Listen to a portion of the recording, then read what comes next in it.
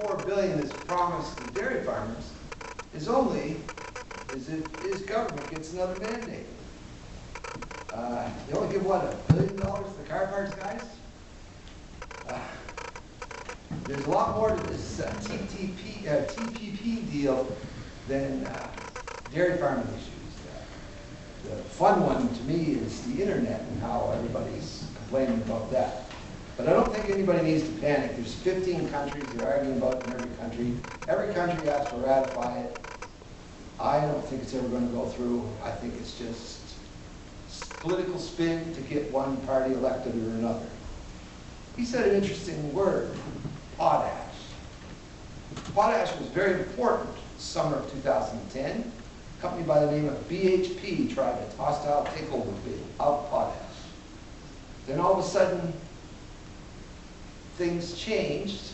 Everything was quiet for a while. And then Harper on November the 4th, 2010, said it wasn't in Canada's interest to let potash go. And really, a lot of people thought it was Brad Wall threatening an ABC campaign like Danny Williams did. Wrong on both counts. It was this letter. Brad Wall was talking about what a former chairman of the board of BHP said, and yet I had a letter from the current chairman of the board of BHP. Didn't write it to Harper, didn't write it to Brad Wall, didn't write it to Tony Clement, didn't write it to Rob Moore. Wrote it to this yo-yo, Mr. Amos.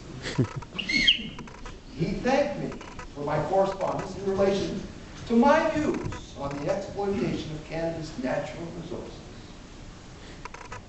Jack Nasser, former chairman of the board of Ford Corporation, not a stupid man. The reason he sent me this letter is because Tony Clement and his cabinet were cooking a deal with the Chinese, and they were going to sell Potash Corp to the Chinese, or allow it to be sold, and top it up with our pensions.